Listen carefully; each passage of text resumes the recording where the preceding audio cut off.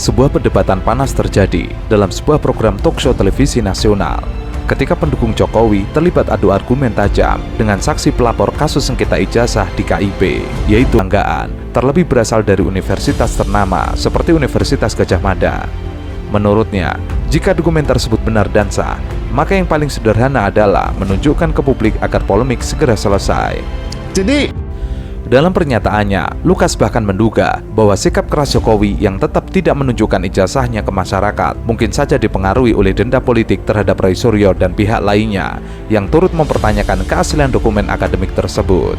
Tidak berhenti di situ, Lukas juga menyebut bahwa para relawan Jokowi yang terus mendukung Jokowi sampai saat ini adalah remah-remah roti, artinya tinggal sisa-sisanya saja. Karena dulu pada awalnya organisasi relawan Jokowi itu kalau tidak salah tercatat sampai 3.000 organisasi relawan. 2.800. Oke, mirip ya. Oh, saya melebihkan dikit. Oke, 2.800.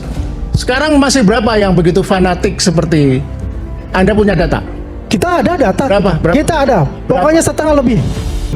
Kenapa semua relawan Jokowi, Prabowo, Gibran, ya, bukan hanya Jokowi, Prabowo, Gibran, ini kita tetap solid untuk itu, karena kita punya tujuan mulia untuk itu. Oke, bukan hanya yang dikatakan. Ya. Peran itu langsung memicu emosi dari pendukung Jokowi yang tampak tidak sabar menunggu giliran berbicara. Alih-alih menjawab isi argumen Lukas, ia menyerang balik secara personal dengan menyebut Lukas sebagai pengkhianat Jokowi. Suasana studio mendadak gaduh dan kedua pihak saling bersahutan sebelum akhirnya moderator turun tangan untuk menengahi keadaan dan meminta perdebatan kembali polemik mengenai keaslian ijazah Presiden ke-7 Republik Indonesia Joko Widodo alias Jokowi kembali menjadi sorotan publik. Gugatan demi gugatan dilakukan oleh masyarakat. Polemik panjang ini telah berulang beberapa kali sejak pertama kali muncul 2019 lalu. Saat itu, isu mengenai keaslian ijazah Jokowi pertama kali beredar luas di media sosial dan mengundang perdebatan publik. Polisi pun melakukan penangkapan terhadap penyebar hoak, yaitu Umar Khalid Harahap yang menyebar narasi bahwa Jokowi menggunakan ijazah SMA palsu saat mendaftarkan diri sebagai calon presiden. Polisi menetapkan Umar sebagai tersangka atas penyebaran informasi hoax yang meresahkan.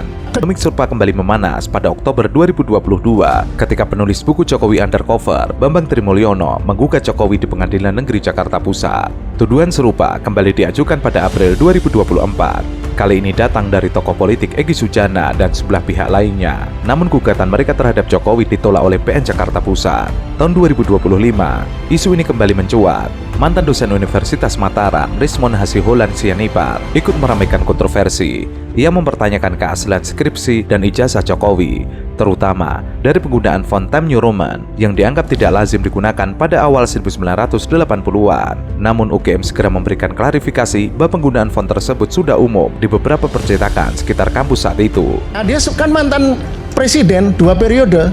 Dia kan bukan Risa Khalid yang harus menyembunyikan praktek korupsi minyak dan atau para koruptor, para manipulator. Dia presiden